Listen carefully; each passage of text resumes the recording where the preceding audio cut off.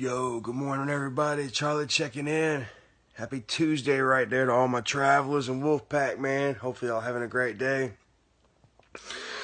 Not too much going on here today. Like always, like I say, man, we're pretty much chilling out. We're coasting until I leave Maine, which is next week. So, yeah, hopefully y'all just enjoying these boring yet hopefully entertaining vlogs that I got for you guys. You know, I try to tell you some good stories and stuff to make up for the fact that I'm not out doing too much, you know. But don't worry, guys. Don't sweat it. Like I said, next week I'll be back on the Greyhound bus, damn, traveling state to state and doing what I do best, is traveling and having fun and seeing the world. So, yeah, not really too much going on today. What I was gonna talk about, just making mistakes. You know, today's about making mistakes and stuff. You know what I'm saying? Damn, I've told you guys about a YouTube channel that I got that's not Charlie Badfish, that I would prefer that people didn't find. But if they did find it, you know what I mean? Hey, it's just another thing in my past, you know what I mean, that I've overcome and moved on. So, anyways, yeah, let's go ahead and see what we can get into today. Like I said, not too much, but we're gonna give you all I got. All right, a little GTAM. Morning, baby. Morning, girl. Yeah. And, you know, morning tradition. Morning, Dougie. How you doing, Dougie? Dougie needs me. I need you, Charlie. Where are you, Charlie?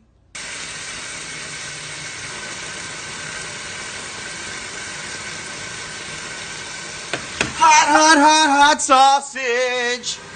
Had a horrible dream about Skylar last night, guys. Damn. Had a freaking dream. I'm not even going to say it, man. I had a dream. Yeah, I had a dream that she died, man. I freaking woke up, man. I was so sad, bro. I couldn't even go back to sleep. It was just devastating. You go potty, girl? Yay. Snowing again, you guys. Saw the deck for a second. Anyway, let's cut this water off. Get some breakfast made. Good morning. Good morning. Have you ever been punched in the jejunum?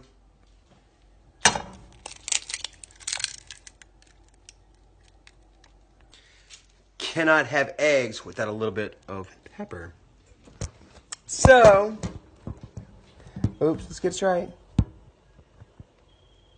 My life sucks.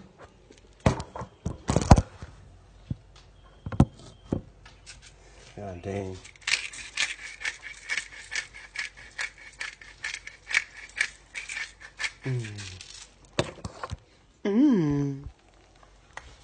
Oh, them eggs is talking to me. Chop up the yolk. I'm not a big fan of the runny yolk.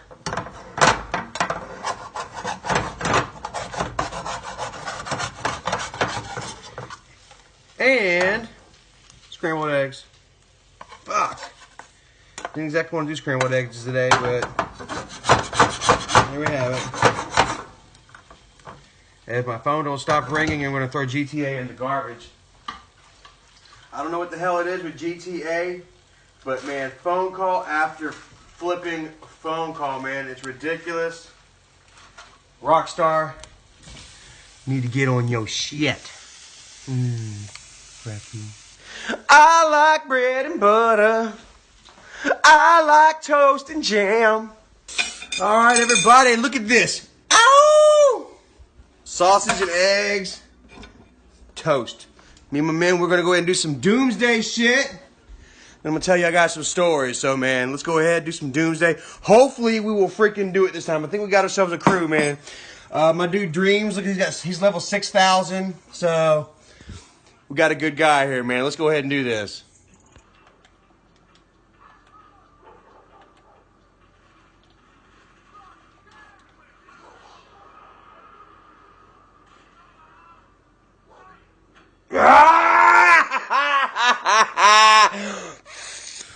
All right, guys, taking a break from this game. That doomsday is hard, guys. I'm going to go ahead and read you some more readings, man, trying to center myself and just relax a little bit. So, striking thoughts. We're going to read the first rule of achieving your goal. It says, know what you want. It says, I know my idea is right, and therefore the results would be satisfactory. I don't really worry about the reward, but to set in motion the machinery to achieve it. My contribution will be the measure of my reward and success. When you drop a pebble into a pool of water, the pebble starts a series of ripples that expand until they encompass the whole pool. This is exactly what will happen when I give my ideas a definite plan of action. So yeah, man, you know what I'm saying? Just like I say, I wanted to start a channel. I want to go out and meet people and stuff, I want to do something with my daughter. I just want to just repair my life and have a nice, happy, wonderful life. And, the first rule of achieving that goal is realizing, what it is that I want, what is going to make my happiness, and then steps forward to achieve that happiness. And that's family and friends in my instance. So, it says thoughts are things. It says thoughts are things in the sense that thought can be translated into its physical equivalent. Not exactly sure what that means. Thoughts are things in the sense that thought can be translated into its physical equivalent. So thought can turn into action. Okay, got it. So your thoughts are things, and then as in they are coupled with your actions. So mixing thought with definiteness of purpose. Mixing thought with definiteness of purpose. I begin to appreciate now the old saying, he can because he thinks he can.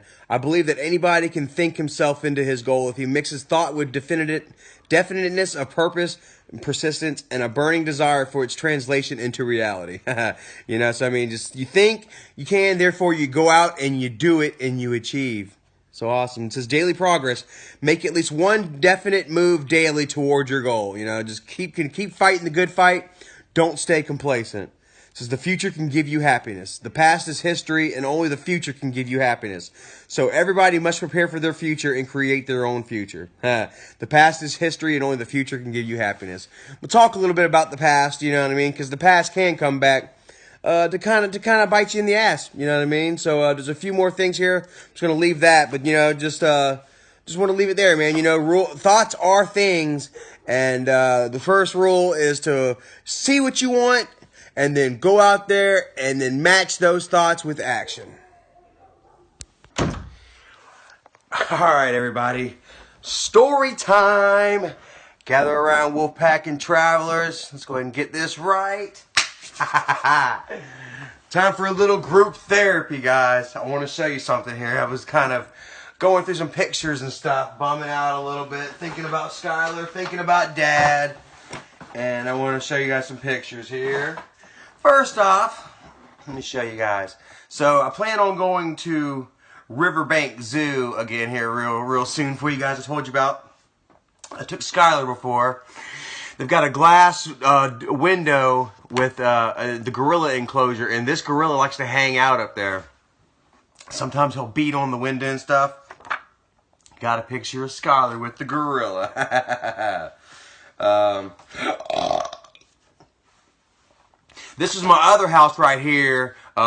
This is actually Rim Court. This is the other house. You can't really even see it. I'm standing at it, but there's Skylar, and there's my old cat, Scratchy. I hadn't seen Scratchy in a long time. I taught Scratchy how to use the doggy door, and it's interesting, man. I taught Scratchy how to use first off, my neighbors had them, and they didn't really want to, they were just party kids, and they just, oh, cool, a cat, and they named it, and then the girl's like, I don't know, you can have it. So I took him and I named him Scratchy because he looked like Scratchy from Itchy and Scratchy. And taught him how to use a freaking doggy door, man. And he learned how to use the doggy door, and he never came back in. That was it. Like, he learned how to use it. He came in once or twice, and then became an outside cat, man. And actually, it hurt so bad, man. It stunk. Remember I told y'all the woman that died, the old woman that died, that we never got to see, I didn't even know it. That was her car right here. That was her car. That was the front of her porch right there. And this house right here was the guy that built all these houses in the neighborhood. And right beside her house was he built like a gas station, type of an old style type gas station. I'll show you guys too. And he had a couple other cats. Scratchy started living with them cats, and he never came back. Like, for a while there, he didn't go to nobody in the neighborhood but me. Then he started going to this other guy, and yeah. So, I mean, that was an interesting little story for you guys. And I saw another picture. I shared on my Twitter and my Facebook. And yay, now I remember I will put my Facebook and Twitter links in the descriptions for you guys. So you will actually have my Twitter, my Facebook, and hell, I'll even do Instagram for you guys. So I want to show you guys this picture right here. It made me laugh, man. I showed you guys earlier on Facebook and Twitter and Instagram. Me and Dad.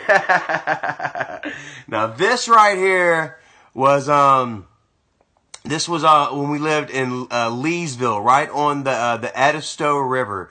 It was a really cool place. This was a triple wide that we lived in, and it was right after I got out of the pokey, I guess you could say. And Dad had this wheelchair. He loved his wheelchair. It took him everywhere. He had this wheelchair for a long time. And the story that I'm actually going to tell you guys took place probably, a couple of years, probably maybe a year and a half, 2 years before this picture was even taken. So, here's how it goes down. You see, Dad, man, was always a really, really big guy, man. Just huge guy. And, you know, with weight, I lost my, I can't even talk here.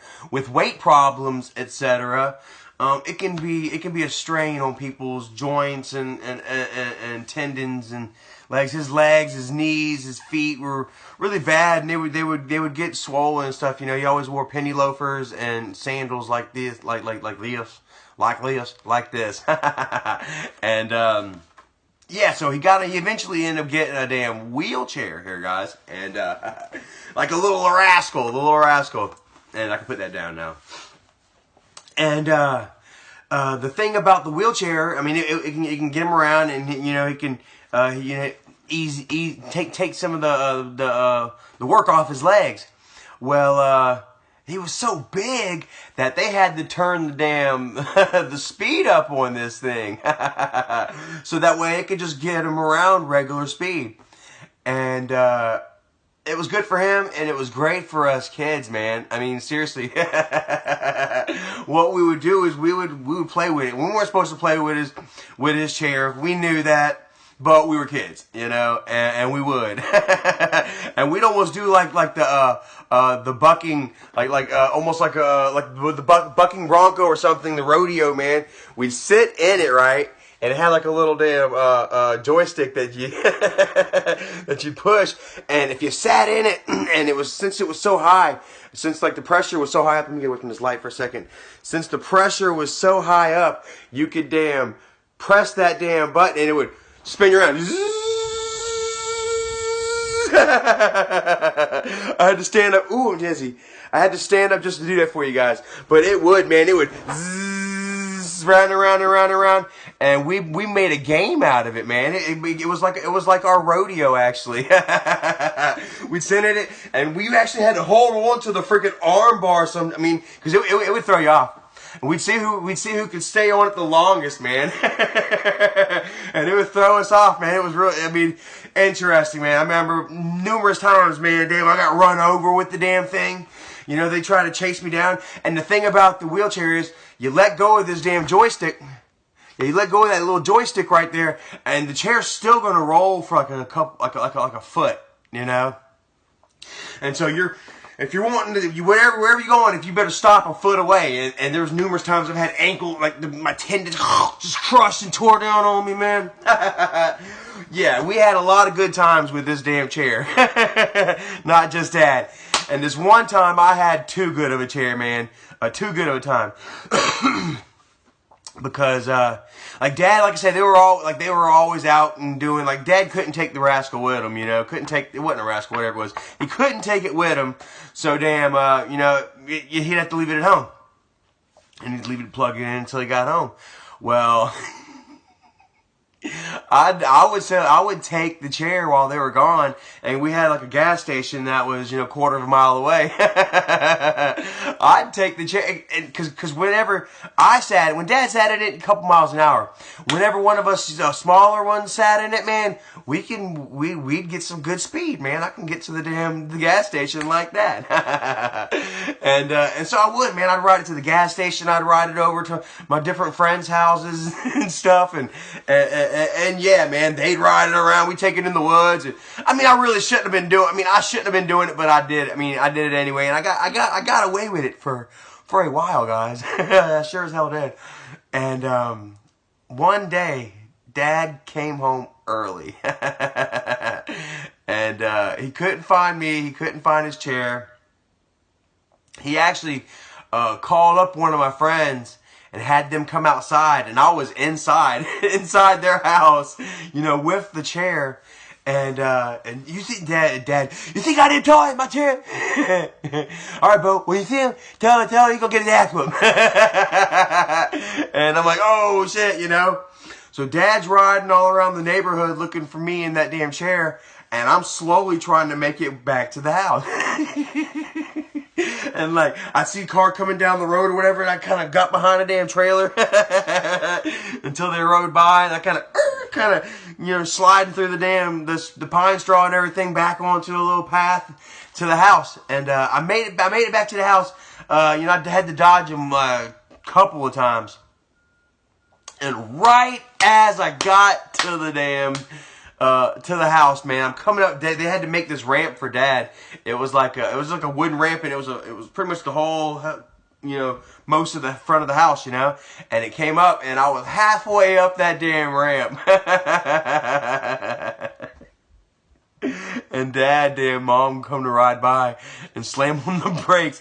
God damn it, Charlie! God damn it, Charlie! God. That's all I can do. You know? And I mean, I just straight jump off the wheelchair, leave the wheelchair in the middle of the ramp, and just take off, bro. Because I mean, don't you come back tonight, you know? And, oh man, dude, put his chair inside and plugged it up and made sure that it wasn't messed up. And thankfully, it wasn't. You know, I didn't mess it up. You know, because I could have. You know, having to, you know, just at any point, any given time, I could have messed it up. I could have got hit by a car. You know, I could have ran over some glass and stuff because people were always smashing bottles in the road and stuff, man. Battery could have ran out. Somebody could have stole it. A lot of stuff could have happened with it just because I was trying to have a good time. And just thankfully it didn't, you know, and because I did it a lot. But I didn't do it anymore after that. You know, after Dad caught me, that was it, man. He started taking the freaking battery with him to the flea market and grab. Because, I mean, but it wasn't just me that was doing it. We were all doing it. Michael, why don't you tell a crazy wheelchair story? I know you've got one or two, man, because we all played with Dad's wheelchair. Dad was like, Dad would have to get on, stop playing with my damn chair, you know? But I, for one, I am guilty of taking it outside, where they might have took it out into the yard a little bit. I was actually driving to the damn store and stuff, man. So, Daddy, I'm so sorry about that, you know, damn. Hopefully, you know, my wisdom here will pass along to Skylar, and she won't be as big a piece of crap as I was. So, want to share that story with you guys. Hopefully, y'all enjoyed it. Okie dokie. Now that I got done telling that good story for you guys, man, hopefully you enjoyed it. Don't judge me too harshly, you know. Like I say, man, we were all kids. Yeah, so anyway, man, I feel like laughing a little bit, man, myself. I'm going to go ahead and watch something new on Netflix. Polka King. The Polka King. It is so funny, man. I've heard people actually tell me that I kind of look like Jack Black. I don't know. I used to hear it a lot, man, back in the old break days. Man, like, hey, damn Jack Black looking fool. So anyways, I'm going to go ahead and watch Polka King. Let you guys know what I think about it. Some kind of skiing movie. And I'm going to try hot and crunchy extreme cheese doodles. So we're going to watch this a little bit. Get a little snack on, bust them open. Let you guys know what I think about the fire.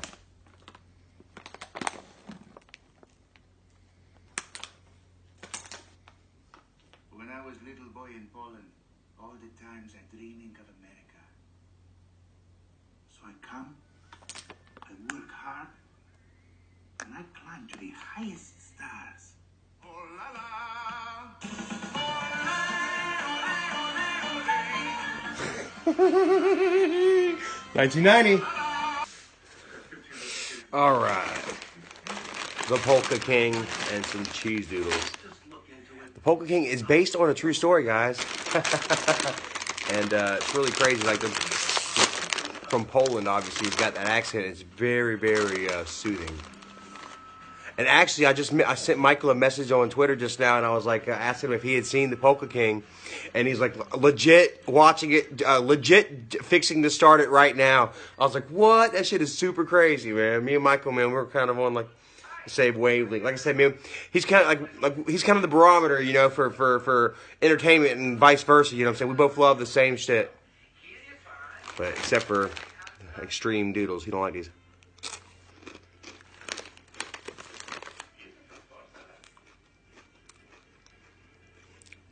I can't taste any heat whatsoever.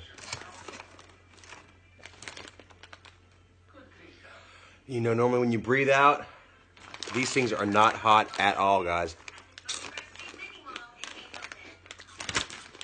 I can't believe that, guys.